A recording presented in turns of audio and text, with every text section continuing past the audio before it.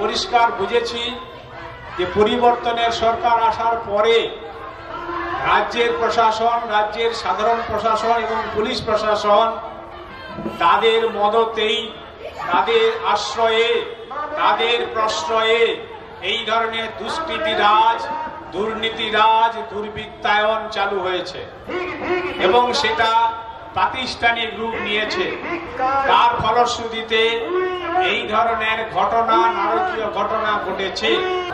যে তথ্য প্রমাণ যারা লোপাট করেছে তাদের শাস্তির দাবি, এই তথ্য প্রমাণ লোপাটকারীদের শাস্তির দাবি এবং অবিলম্বে আরজি করের বিচারের দাবিতে আক্রান্ত আমরা মঞ্চ থেকে আজ সারাদিনের যে অবস্থান কর্মসূচি নেওয়া হয়েছে, শুরুতে খুব সংক্ষিপ্তভাবে কোন পরিস্থিতিতে আমাদের এই আজকে অবস্থান এবং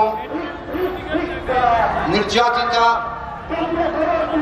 তিলোত্তমার বাড়িতে আমাদের যাওয়ার অভিজ্ঞতা এবং তার অঙ্গীকার, এই সবটা নিয়ে সংক্ষিপ্তভাবে শুরুতে আক্রান্ত আমরা মঞ্চের অন্যতম আহ্বায়ক অম্বিকেশ মহাপাত্র কয়েকটি কথা বলবেন, তারপরে আমাদের সবার কাজটি শুরু হবে। হ্যাঁ, যে কথা বলছিলাম যে আমাদের কাছে এটা অত্যন্ত স্পষ্ট যে রাজ্যের প্রশাসন, রাজ্যের পুলিশ প্রশাসন এবং কলেজ কর্তৃপক্ষ, স্বাস্থ্য ভবন সকলে মিলে এই হত্যাকাণ্ডের যাতে বিচার না হয় বা সিবিআই তদন্ত করে কিছু বার করতে না পারে তার জন্য সর্বত্র চেষ্টা করে চলেছেন এবং এক্ষেত্রে সুপ্রিম কোর্ট স্বতঃপ্রণোদিত হয়ে এই কেসটি গ্রহণ করলেও সুপ্রিম কোর্টও এখনো সন্দেহের ঊর্ধ্বে নয়। ওনারা আগেই ঘোষণা করেছিলেন 5ই সেপ্টেম্বর পরবর্তী শুনানি হবে এবং 5ই সেপ্টেম্বর কি ঘটে সেটা সব রাজ্যের, সব দেশের মানুষ অপেক্ষায় ছিলেন, আমরাও ছিলাম।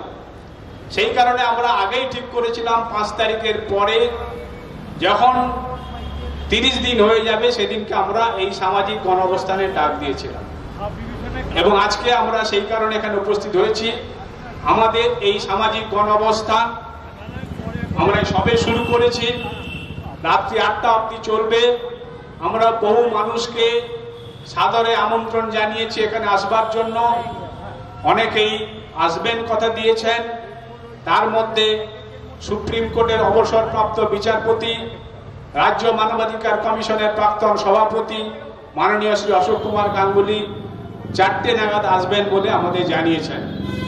এই চিকিৎসকদের যে আন্দোলন চলছে তাদের মধ্যে যিনি সিনিয়র ডাক্তারদের মধ্যে যিনি আছেন ডাক্তার সুবর্ণ গোস্বামী, তিনিও আসবেন, তবে একটু বিকেলের দিকে 5টা নাগাদ আসবেন জানিয়েছেন।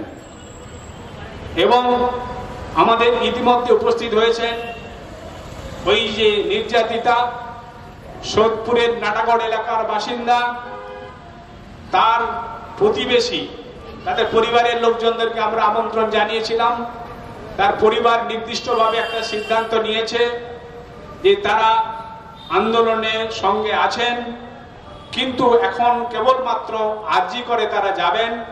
আরজি করে জুনিয়র ডাক্তাররা, যেখানে তার মেয়ে খুন হয়েছে, যেখান থেকে আন্দোলনের সূত্রপাত ঘটেছে, সেই আরজি করে তারা যাবেন এবং গত 4 সেপ্টেম্বর তারা সপরিবারে আরজি করে এসেও ছিলেন।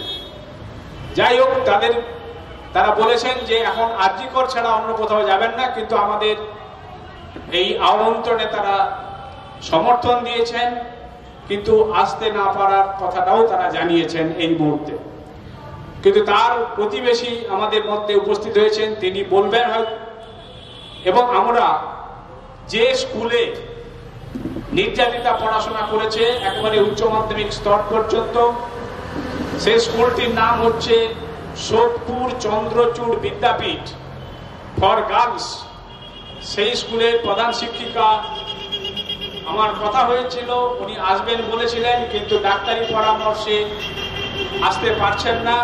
তিনি হয়তো স্কুলের কাউকে পাঠাবেন, তিনি আসলে তিনি নিশ্চিতভাবে এখানে তার বক্তব্য রাখবেন। এবং জুনিয়র ডাক্তাররা যারা আন্দোলনে বসে আছেন ওখানে, তাদেরও প্রতিনিধি এখানে আসার কথা আছেন এবং আরো বিভিন্ন মানুষ আসবেন।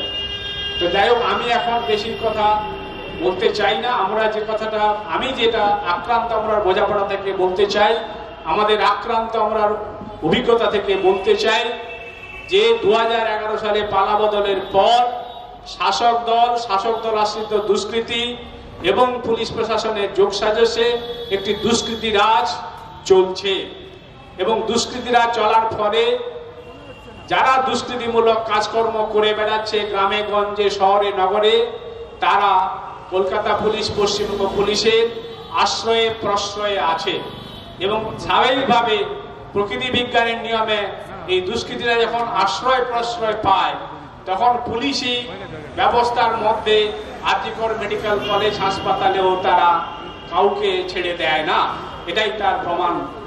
এই জায়গায় দাঁড়িয়ে আমাদের এই গণঅবস্থানে আমি ঘোষণা করছি শুরু হলো। এরপরে এই গণঅবস্থান সঞ্চালনা করবেন আমাদের মঞ্চের যুগ্ম আহ্বায়ক অর্ণব গাঙ্গুলি।